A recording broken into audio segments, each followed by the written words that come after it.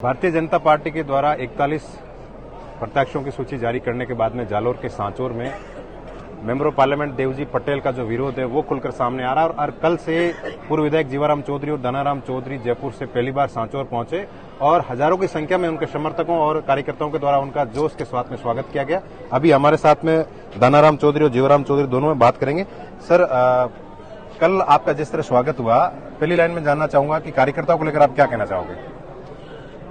नहीं, कार्यकर्ता ही पार्टी की जान और रीढ़ की हड्डी होती है और ये कार्यकर्ताओं की भावना है जो हमने शीर्ष नेतृत्व को अवगत कराया था कि ये जो निर्णय हुआ है इस पे पुनर्विचार किया जाए।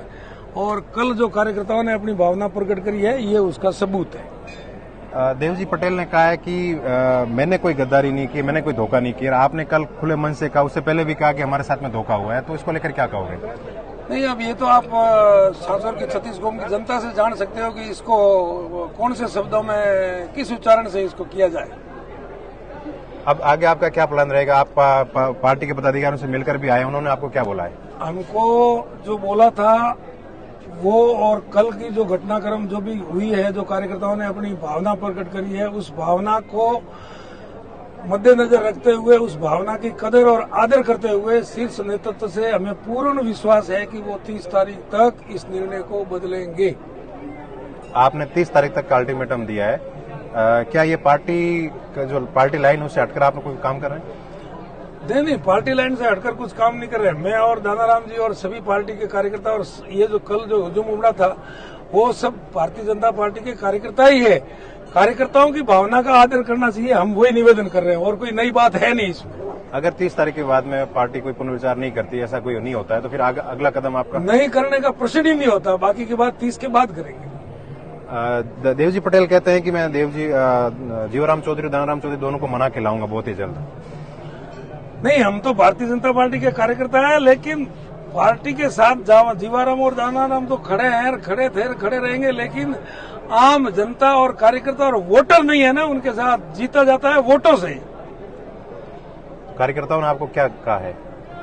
नहीं, कार्यकर्ताओं ने तो अपनी जो भावना थी वो प्रकट कर दी। मैं उन सभी कार्यकर्ताओं को हृदय से धन्यवाद देता हूं, उनका नमन करता हूं कि कल 2-3 घंटे हमारा कार्यक्रम लेट होने के बावजूद भी हजारों की संख्या में जो उन्होंने अपनी भावना प्रकट करी है, ये शीर्ष नेतृत्व को विचार करने के लिए बहुत है। दानाराम चौधरी भी है। सर, आपने भी कल भावुक होकर कहा है कि मैं ये धोखा सहन नहीं करूंगा। देखो, आपने देखा होगा कल मेरे भारतीय जनता पार्टी के परिवार के देवतुल्य कार्यकर्ता जो आपने कल हुजूम उमड़ा था, वो उनकी भावना थी। न जीवाराम जी ने किसी को बुलाया था, न कि दानाराम जी ने, उनके स्वयं खर्चे थे। और 3 बजे लोग आके रात को 12 बजे घर पे गए और वो भी हजारों की संख्या में। तो आप खुद समझते हो कि कार्यकर्ता के मन में क्या है, वो क्या चाहते हैं। ये हमने और जीवाराम जी ने शीर्ष नेतृत्व को बताया था और हम जाके आए, मिल के आए कि आप उन पर पूर्ण विचार करो। देवजी पटेल ने आपको राजनीति में लाया था, अब उन्होंने आपको टिकट कटवा दी, आपके साथ बड़ा धोखा हुआ है, क्या मानते हैं? देखो, ये है, वो तो उनको खुद को समझना चाहिए। ये बात भी सही है कि राजनीति में कोई न कोई गुरु होता है, तो कहीं न कहीं हम किसी के भरोसे और कहीं कहीं हमारे साथ धोखा हुआ है, वो सही बात है, गलत है नहीं।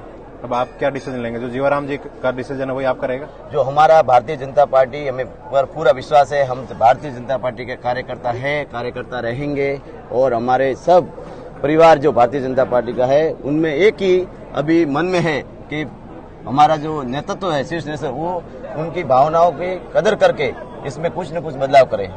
तो दानाराम चौधरी और जीवाराम चौधरी दोनों ने कहा है कि भारतीय जनता पार्टी के राष्ट्रीय नेतृत्व है वो अपना जो निर्णय वो बदलेगा और हमें पूरा विश्वास है कि 30 तारीख तक का ये निर्णय बदल दिया जाएगा ताकि सांचौर की आवाम क्या चाहती है वो निर्णय सामने आएगा। नरेश कृष्ण, राजस्थान तक, सांचौर।